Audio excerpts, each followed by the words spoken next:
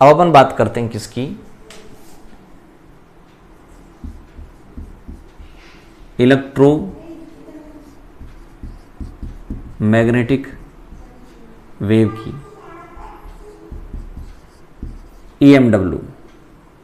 तो अपन बात करते हैं इलेक्ट्रोमैग्नेटिक वेव या विद्युत चुंबकीय तरंग। इलेक्ट्रोमैग्नेटिक वेव, विद्युत चुंबकीय तरंग, EMW की बात करते हैं। ठीक है, तो ये EMW होती क्या है भाई, विद्युत चुंबकीय तरंगे होती क्या हैं? देखो इसमें एक तो होता है E वेक्टर भाई, एक होता है B वेक्टर। ये E वेक्टर तो होता है, दो इसमें होंगी, एक तो होगा क्या E वेक्टर। E वेक्टर तो क्या होगा भाई,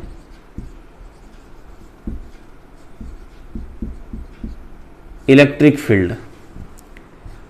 एक होता B वेक्टर, B वेक्टर क्या होगा, मैग्नेटिक फील्ड।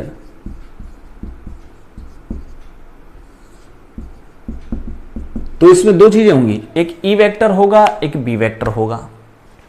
विद्युत क्षेत्र, चुंबकीय क्षेत्र, ये विद्युत क्षेत्र और चुंबकीय क्षेत्र एक दूसरे के लंबवत होंगे, परपेंडिकुलर होंगे। अगर मैं इनकी बात करूं,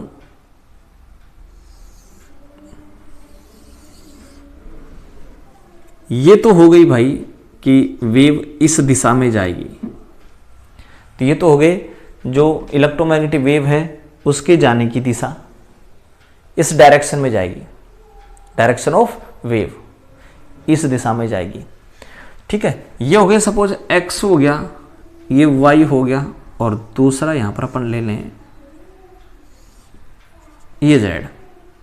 अब चलो सपोज मैं पहले E वेक्टर की बात करूं, आगे मैं एक ऐसा इसका जो 3D वीडियो दिखाऊंगा, उस 3D वीडियो में आप ये देखेंगे कि ये जो E वेक्टर है ये जाएगा इस प्रकार से, तो B वेक्टर जाएगा इस प्रकार से।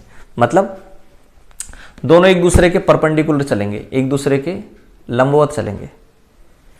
एक इस प्रकार से जाएगा ऊपर नीचे, तो दूसरा इस प्रकार से जाएगा भाई, यानी एक जाएगा ऐसे और एक जाएगा ऊपर नीचे। ठीक है, देख रहे हैं, देखो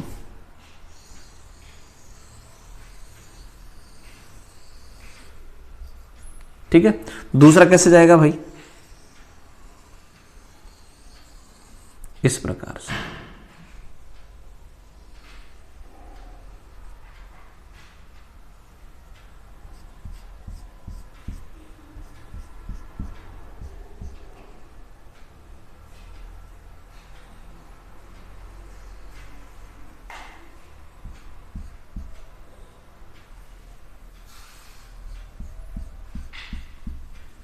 ठीक है, तो ये अगर मान लो सपोज E वेक्टर है, तो ये दूसरा वाला B वेक्टर हो गया, लंबवत हो गया भाई।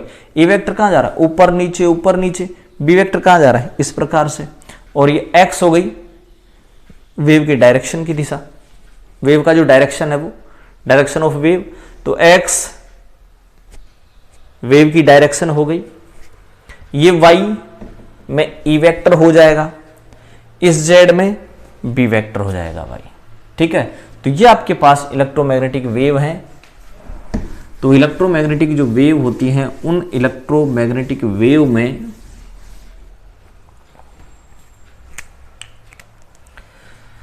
E वेक्टर होता है, B वेक्टर होता है, और मैं यहां पर आपके पास पहले इलेक्ट्रोमैग्नेटिक वेव बना देता हूं, उसके बाद अपन बात करेंगे इसको। देखो ये इलेक्ट्रोमैग्नेटिक वेव है भाई, और ये वाला जो ऊपर का हिस्सा है ये कहलाएगा क्रेस्ट, और ये नीचे वाला हिस्सा कहलाएगा ट्रफ। तो क्रेस्ट और ट्रफ के रूप में चलती हैं ये। किसके रूप में चलती हैं, क्रेस्ट और ट्रफ के बीच में रूप में चलती हैं। अब यहां पर सबसे पहले मैं आपको बताऊं कि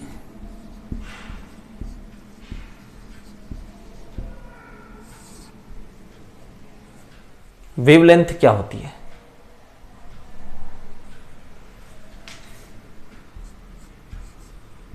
लैम्डा से इसको रिप्रेजेंट करते हैं वेवलेंथ को, और लैम्डा बराबर होता है c/ν।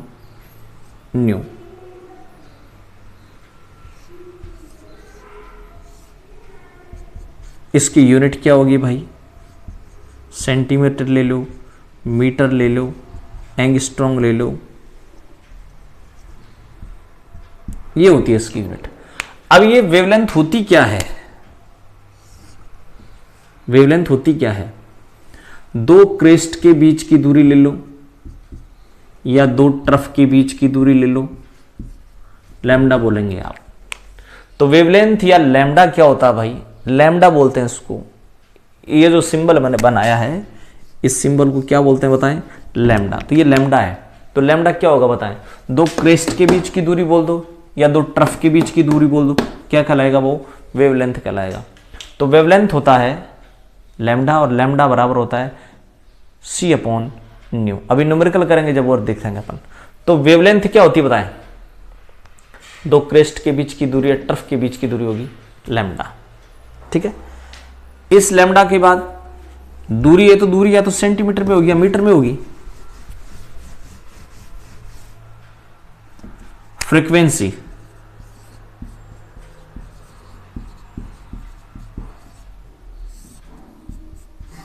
न्यू से रिप्रेजेंट करते हैं इसको, न्यू से रिप्रेजेंट करते हैं, और न्यू बराबर होता है c/λ।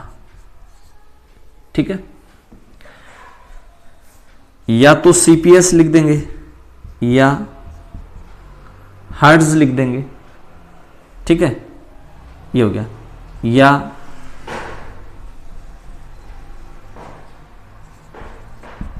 पर सेकंड लिख देंगे इसको। ठीक है।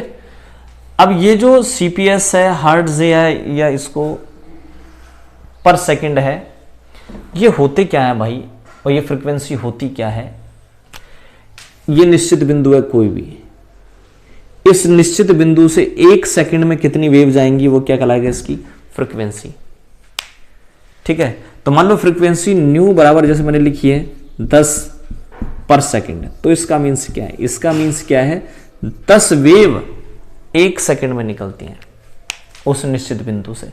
तो कोई भी एक फिक्स पॉइंट ले लें, कोई फिक्स पॉइंट ले लें, वहां से 1 सेकंड में कितनी वेव निकलती हैं वो उसकी फ्रीक्वेंसी होगी। और फ्रीक्वेंसी न्यू बराबर होता है c/λ। इसकी जो यूनिट है वो CPS होगी या हर्ट्ज होगी, पर सेकंड भी आप इसको लिख सकते हैं।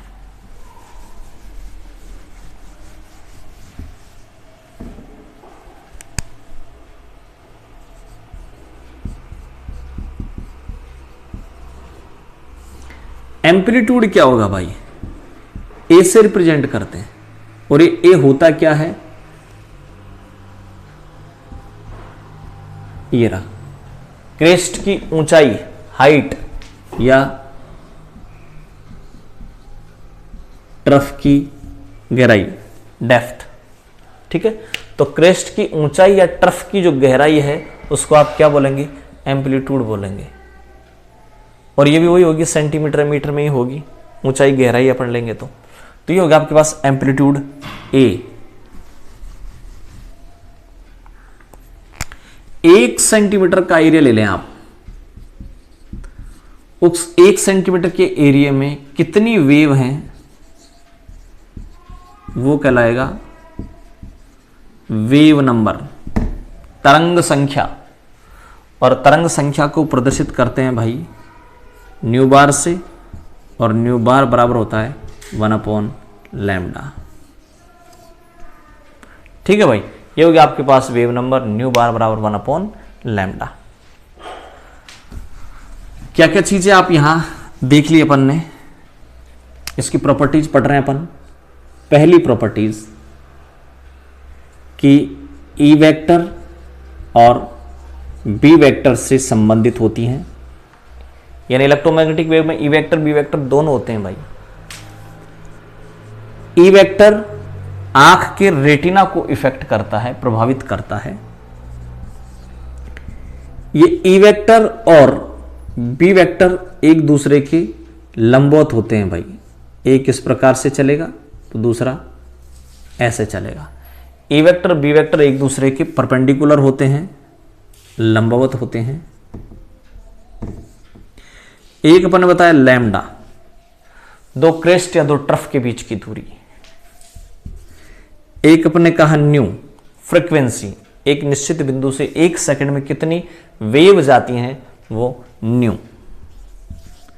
एक अपन ने पढ़ा न्यू बार, एक सेंटीमीटर में वेव की संख्या जो होती है वो।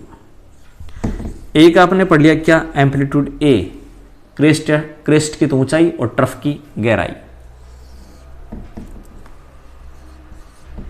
ये वैक्यूम या निर्वात में भी गमन कर सकती हैं भाई। इनके गमन के लिए मीडियम की आवश्यकता नहीं होती, माध्यम की आवश्यकता नहीं होती, निर्वात या वैक्यूम में भी ये गमन कर सकती हैं। सबसे बड़ी इंपॉर्टेंट बात इनकी यही है कि ये निर्वात या वैक्यूम में गमन कर सकते हैं, मीडियम की रिक्वायरमेंट नहीं होती है। ठीक है,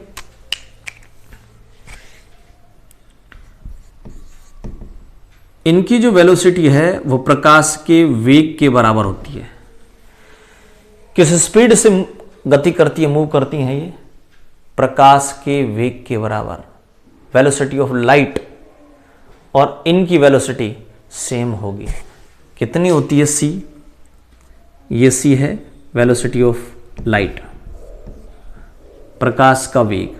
और ये होता है भाई 3 गुणा 10 की घात या तो 8 या 3 गुणा 10 की घात 10। ये तो होता है सेंटीमीटर में, ये होता है मीटर में पर सेकंड। ठीक है, तो इनकी जो वेलोसिटी है, इनका वेग है प्रकाश के वेग के बराबर होता भाई, इस वेग से गति करती है। तो ये आपके पास हो गई इलेक्ट्रोमैग्नेटिक वेव और इलेक्ट्रोमैग्नेटिक वेव की कुछ प्रॉपर्टीज हो गई। अब हम बात करते हैं कि इलेक्ट्रोमैग्नेटिक वेव है कौन कौन सी भाई।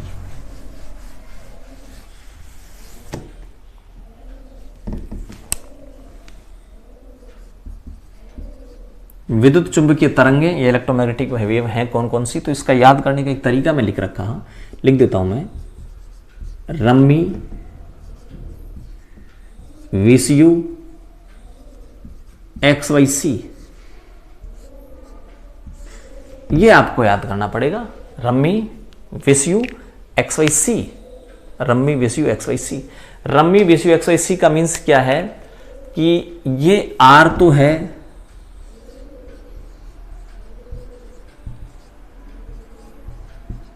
रेडियो वेव, सूक्ष्म तरंगे, रेडियो वेव, रेडियो तरंग, सॉरी, सूक्ष्म तरंगे ये रही, माइक्रोवेव, ये है रेडियो वेव, माइक्रोवेव। तीसरी है आई, आई का मीन्स होता है इंफ्रारेड, इंफ्रारेड। विस का मतलब होता है विजिबल, यू का मतलब होता है अल्ट्रावायलेट,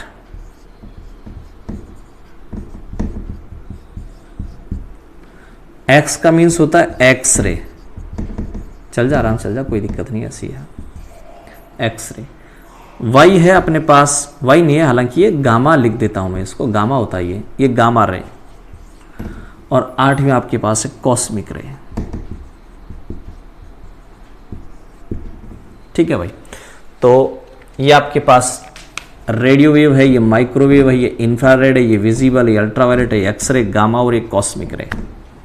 ठीक है भाई, तो ये आपके पास इलेक्ट्रोमैग्नेटिक वेव है, 8 इलेक्ट्रोमैग्नेटिक वेव है, radio wave, microwave, infrared, visible, UV, X ray, gamma और कॉस्मिक। ठीक है भाई, अब अगर मान लो मैं इनका एक स्पेक्ट्रम लूं,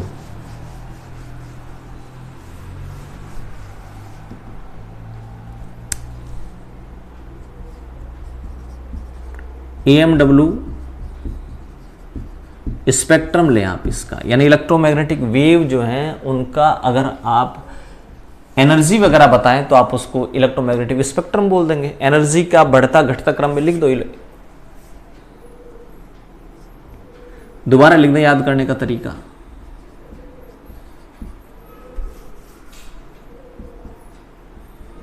रम्मी, VCU, XYC। आर का मीन्स, दोबारा बोले, आर का मीन्स रेडियो वेव, एम का मीन्स माइक्रोवेव, आई का मीन्स शॉर्ट में लिख देता हूं IR, इंफ्रारेड, विजिबल, यू का मतलब होता है ultra violet UV, X ray, gamma ray और एक कॉस्मिक। इलेक्ट्रोमैग्नेटिक वेव स्पेक्ट्रम का मतलब है कि आप इनको रख रहे हैं एनर्जी के आधार पर। तो ध्यान रखना, सबसे ज़्यादा एनर्जी होती है कॉस्मिक की। तो एनर्जी बढ़ती जा रही है भाई, सबसे ज़्यादा एनर्जी किसकी होती है? कॉस्मिक की होती है, एनर्जी बढ़ती जा रही है।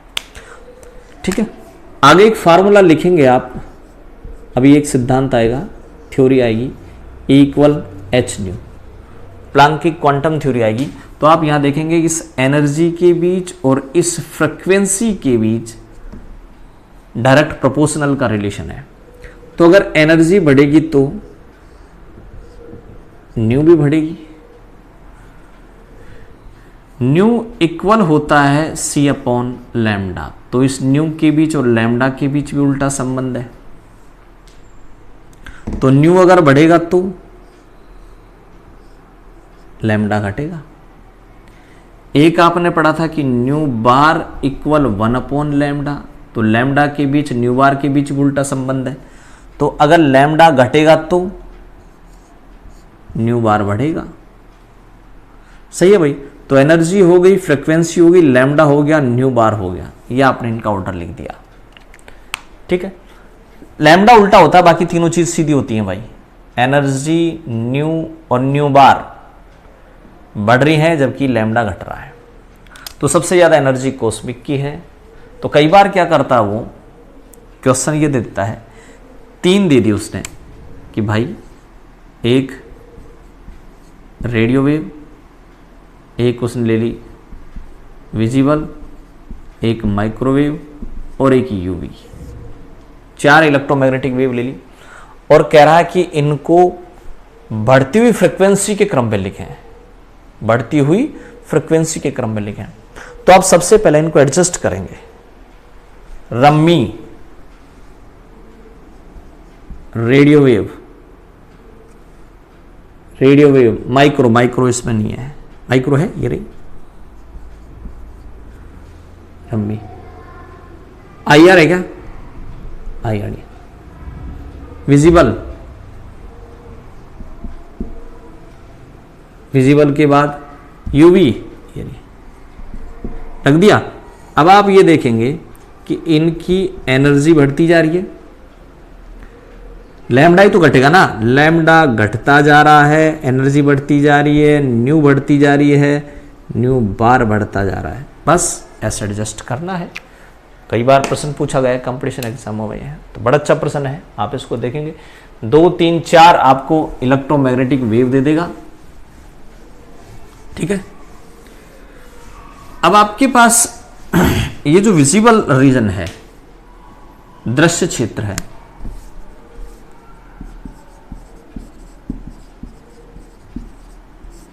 ये जो विजिबल क्षेत्र है, दृश्य क्षेत्र है, इस दृश्य क्षेत्र में 7 कलर होते हैं भाई, विप की ओर। ठीक है, स्टार्टिंग का V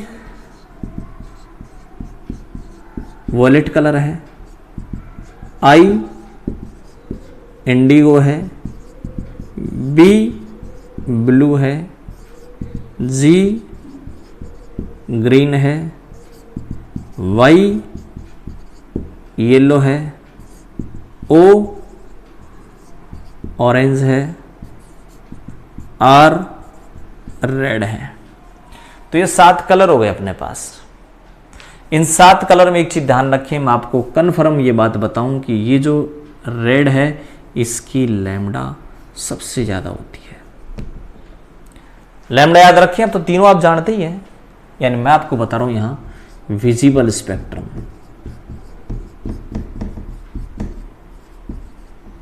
यानी विजिबल जो रीजन है, दृश्य जो क्षेत्र है, उस दृश्य क्षेत्र में 7 कलर हैं। उन 7 कलरों को लैम्डा, एनर्जी, न्यू बार के क्रम में लिख दो। तो मैं कह रहा हूं रेड की लैम्डा सबसे ज्यादा होती है, लैम्डा बढ़ती जा रही है, लैम्डा बढ़ती जाएगी तो बाकी सब लिख दो। न्यू बार और एनर्जी घटती जाएंगी। ठीक है, ये हो गया आपके पास विजिबल स्पेक्ट्रम। तो आपके पास ये हो गई थी इलेक्ट्रोमैग्नेटिक वेव, इलेक्ट्रोमैग्नेटिक वेव की प्रॉपर्टीज, EMW स्पेक्ट्रम,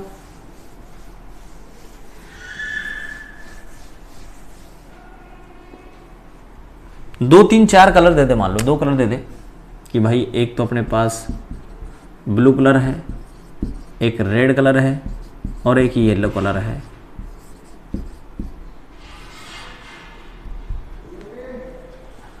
इनका लैम्डा का ऑर्डर बताओ आप। ठीक है, तो देखो विवग्योर लैम्डा बढ़ता जा रहा है, तो सबसे ज्यादा होती है रेड की, रेड का सबसे ज्यादा। इनमें से उसके बाद में आएगा येलो और फिर आएगा ब्लू। ये लैम्डा का क्रम लो। ठीक है, तो इस प्रकार से आप इन कलरों को आप इनकी लैम्डा के आधार पे लिख सकते हैं, एनर्जी के आधार पे लिख सकते हैं। ठीक है भाई, इसके बाद अगला टॉपिक अपन लेते हैं। What is electromagnetic radiation? Light consists of electromagnetic radiations. Electromagnetic radiation travel in the form of waves, and a wave is associated with 3 characteristic properties named wavelength, wave number, and frequency. So, wavelength lambda, the distance between 2 successive crests or troughs, is known as wavelength. The unit for the measurement of wavelength is nanometer, angstrom, or microns. 1 nanometer is equals to 10 to the power minus 9 meters. 1 angstrom is equals to 10 to the power minus 10 meters. And 1 microns is equals to 10 to the power minus 6 meters. So next is frequency, nu. The number of waves per unit time or seconds is called the frequency of radiation, nu. Frequency has unit of second inverse, that is s minus 1. Frequency is also expressed in terms of hertz. 1 hertz is equal to 1 vibration or 1 oscillation per second. Frequency and wavelength are related by the equation nu is equals to c by lambda, where c is the velocity of the light, which is equals to 3 into 10 to the power 8 meters per second. And next comes wave number or nu bar. The number of waves per unit length, that is centimeter, is known as wave number. Wave number is reciprocal of wavelength. Therefore, nu bar is equals to 1 by lambda. It has the unit meter inverse or centimeter inverse. The 3 wave properties, that is wavelength, frequency, and wave number, are correlated by the equation nu is equals to c by lambda, which is equals to c into nu bar. According to Planck's quantum theory, the electromagnetic radiation propagates in the space not in continuous manner but in discrete energy packets, which is called quanta. The energy associated with one packet, that is 1 quantum, is equals to h nu. Therefore, E is equals to h nu, where h is Planck's constant and its value is 6.626 into 10 to the power minus 34 joules second, and nu is the frequency of the radiation. Thus, the energy associated with 1 quantum is E is equals to h nu, which is equals to h c by lambda or h c nu bar. The emission or absorption of energy also takes place in discrete installments of energy, that is quanta. Let's try one numerical example based on these. So, calculate the frequency in hertz, wave number and wavelength of the radiation in angstrom, and nanometers of electromagnetic radiation having energy 0.1 electron volt. It's also given that 1 electron volt is equals to 1.6 into 10 to the power minus 19 joules. H is the Planck's constant, 6.626 into 10 to the power minus 34 joules second, and C, the velocity of light, is 3 into 10 to the power 8 meter per seconds. So what we have is energy E is equals to 0.1 electron volt. So let's convert this into joules by multiplying with 1.6 into 10 to the power minus 19 joules. So it comes 1.6 into 10 to the power minus 20 joules. Now from the relation E is equals to h nu is equals to hc by lambda is equals to hc nu bar, we can say the frequency nu is equals to E by h. Let's substitute the values, which is 1.6 into 10 to the power minus 20 joules divided by 6.626 into 10 to the power minus 34 joules second. So the frequency is 2.415 into 10 to the power 13 per second. Similarly, wave number nu bar is given by E divided by hc. Let's substitute the values. 1.6 into 10 to the power minus 20 joules divided by 6.626 into 10 to the power minus 34 joules second multiplied by 3 into 10 to the power 8 meters per second. So the wave number comes 8.049 into 10 to the power 4 meter inverse. And finally, the wavelength lambda is reciprocal of the wave number, that is 1 by nu bar, which is equals to 1 divided by 8.049 into 10 to the power 4 meter inverse. So the wavelength is 1.24 into 10 to the power minus 5 meters, which can be converted into Armstrong by dividing with 10 to the power minus 10, which gives 1.24 into 10 to the power 5 Armstrongs. Also, it can be converted into nanometers by dividing with 10 to the power minus 9, which gives 1.24 into 10 to the power 4 nanometer.